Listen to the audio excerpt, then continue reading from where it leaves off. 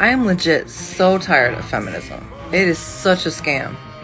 I support the patriarchy. Why is it that there are so many girls who are hot and successful, but they're still single? And a lot of times these women end up single, childless, and alone because feminism told them that that was going to get them the results they wanted, and it doesn't. True feminism was about equality, but feminism today is about destroying family structure. They're drafting women now for war. Okay, let it be known when the feminist movement was happening, I didn't support it. The ultimate goal of the elite for driving women towards careers and promiscuity was to destroy traditional family values. The way my bank account looking, can't even afford to be a feminist. At the end of the day, they still want men to do everything. So much for being strong, huh? Kindly subscribe to the channel, as it is our sole form of support. Thank you. I hate women that don't like men. I hate that shit. Like, when you become so ultra feminist that you minimize men and their role in society, their role in the family dynamic, that's when you start losing me. Protect feminism or low gas prices? Protect feminism. Just kidding. No, low gas prices. Low gas prices? Why? I'm not trying to pay $8 a gallon for gas. Feminism is crazy and evil, and it's been created to destroy the family unit, and I'm not about it. I'm happy being a woman, and feminism is destroying America. I agree. I clearly signed up for the wrong brand of feminism. I need to start taking some cooking classes because I need to be provided for. Why did I ever think girl bossing was cute? Now, I'm not saying that women shouldn't work because true feminism allows women to be literally whatever they want to be. And I want to be a damsel in distress because I am in distress. Every day, these bills are distressing me. Every day that I am not on a vacation, I am distressed. Where have all the really cute, sweet guys gone that want to take you on dates, that want to call you pretty or gorgeous, or say that they enjoy spending time with you? If you can't find those guys, it just means they're hiding from you, madam. Some of these women go through life thinking they have all the time in the world, and when they're finally ready to settle down, the good dudes who would have made them wives are already taken. That's when they just keep running to players after players, wondering why they can't find stability. These women often pass by the good men early on because they either don't recognize their value or think they can always come back later. Unfortunately, life doesn't work that way. The men who were serious about commitment move on, building families and futures with women who saw their worth. The ultimate goal of the elite for driving women towards careers and promiscuity was to destroy traditional family values. The powers that be understand that a child without a stable childhood is their greatest asset in furthering their agenda. So how do we increase the probability of children growing up in unstable homes? By indoctrinating young girls with feminist views and thus destroying the natural social cohesion between the two sexes. Feminists have damaged the relationship between men and women so severely that the institution of marriage has become irresolute.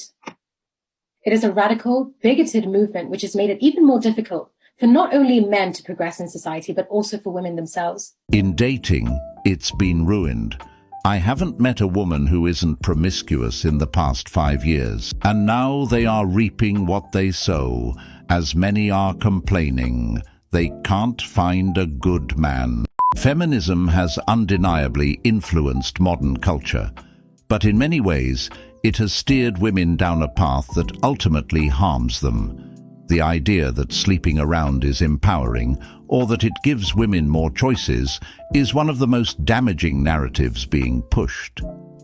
But what exactly is empowering about having multiple sexual partners? True empowerment comes from self-respect, emotional stability, and building meaningful connections, not fleeting validation from casual encounters.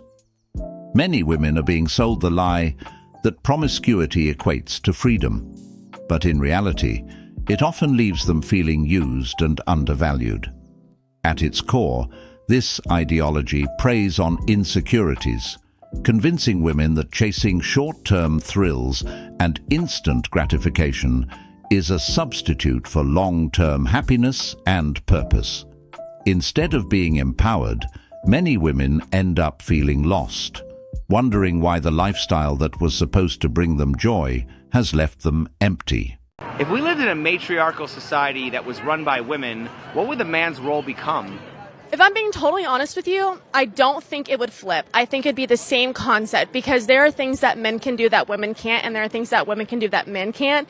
And men are the ones that are supposed to be the provider. That's been how it has been for last however long. They have different strengths, they have different weaknesses, just as women do. And I think if it were to be a matriarchal society, women would feel as though that they should be the powerhouse. And I don't think that's necessarily what our generation in today's world can say is 100% the truth.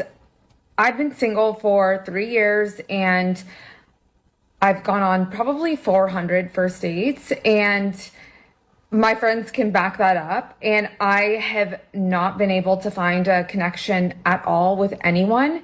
And the common denominator in this is me. And when you hear about, these other lovely women who break up with their boyfriends and immediately find a boyfriend again, you're just like, okay, it just reaffirms that it is you, but is it me? And now I'm like, am I the problem? Yes, the problem is you. Modern dating for women today often involves juggling multiple men at the same time, which makes it harder for them to choose. Instead of focusing on building a connection, they're stuck comparing every option, always thinking someone better is around the corner. On top of that, many women are extremely picky when it comes to dating. Their standards are so high that they push away good men who could make them happy. This causes them to stay single for years, frustrated and blaming others for their situation. Some women are looking for a man who doesn't even exist, a guy who checks every box, and then some. He has to be tall, rich, handsome, perfect, and beyond. It's unrealistic, and this mindset leaves them chasing a fantasy instead of forming real relationships. First wave feminism sought to give women men's rights without men's responsibilities. Second wave feminism sought to reduce or eliminate women's responsibilities. And third wave feminism seeks to increase men's responsibilities. We find that men can't win for losing. They still bear the majority of the burdens they did 100 years ago. To one degree or another, they are still expected to pay on the first date and onward, still expected to pay most or all of the household bills, still expected to be at least as educated as their female partner, still expected to be the one to buy the ring and to buy the flowers and then to buy the chocolates on Valentine's Day, still expected to put themselves between a woman and any danger, still expected to take responsibility for themselves and others, especially women and children. The primary difference is they aren't allowed to expect any thanks, gratitude, respect, status, or reward for it. In one, girls and women are their equals, every bit as tough, capable, resilient, self-reliant, and powerful. And in the other, girls and women are so vulnerable and fragile that they need to be treated with special gentleness and consideration, extra protection and respect. And they are so incapable that they need boys and men to rescue them from anything that might endanger or upset them.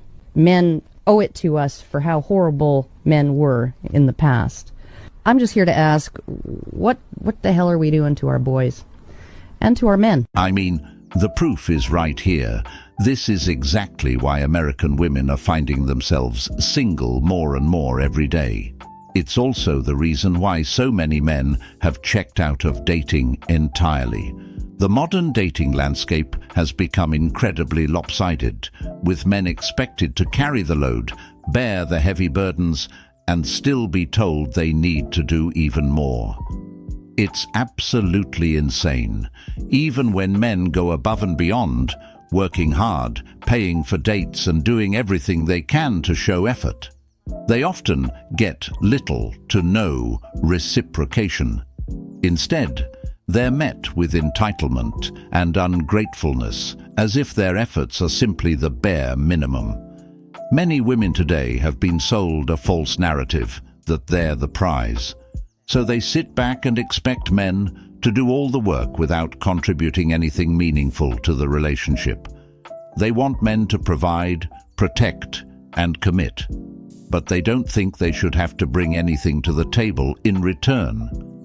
Over time, this one-sided expectation has pushed men away. They forget that men are human beings as well, with feelings and needs. So you're almost 40, yes. And you've never been married? No. And you don't have kids? No. And you don't want to have kids? No. What have you done with your life? Well. Viral attention for sharing her regrets about ditching the idea of marriage and family. Now, her article in Business Insider reads, quote, "I'm 38 and single, and I recently realized I want a child. I'm terrified that I've missed my opportunity." That woman's name is Melissa Persling, and she's revealing to Fox News Digital what she thinks caused her current situation. Listen. I feel unbelievably betrayed by feminism. I was constantly fed this idea that women can do everything. We don't really need men. Women can have the great career and have the kids that they like and change the tires and do this.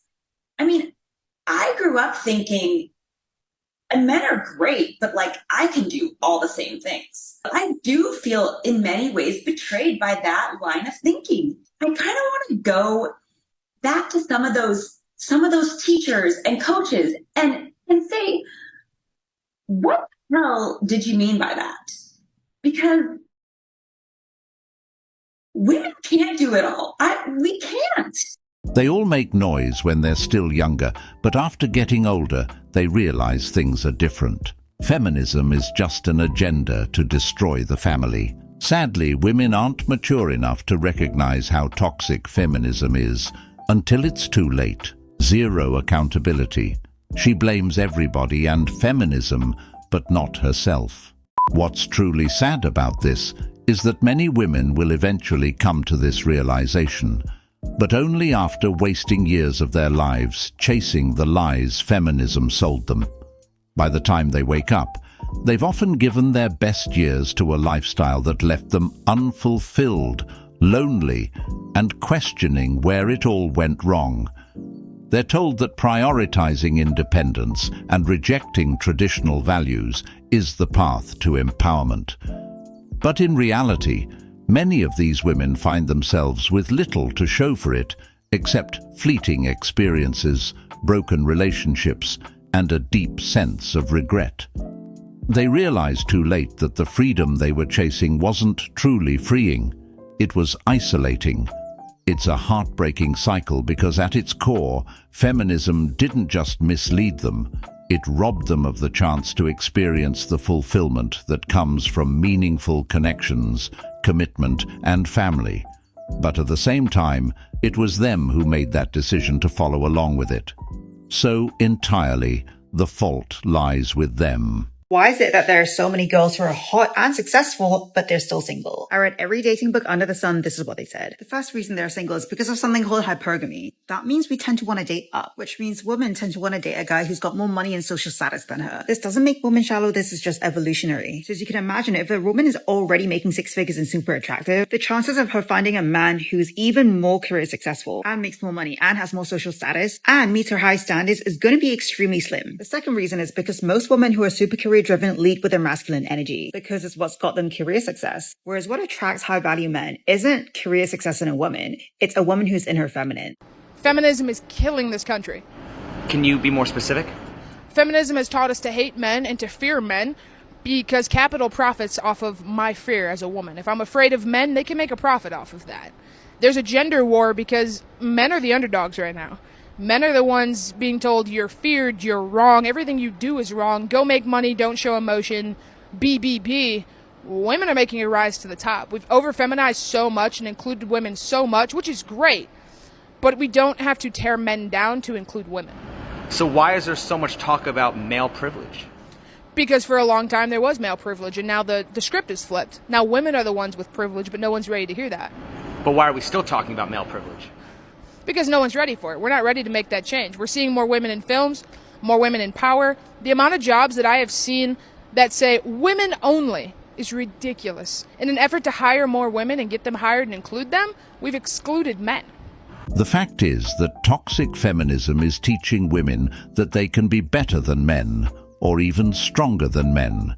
This has created a mindset where some women literally walk around thinking they're superior to men. It's not about equality anymore. It's about a misguided belief that men are somehow beneath them. This kind of thinking has done nothing but create unnecessary division between men and women. Instead of fostering mutual respect and partnership, it encourages competition and animosity.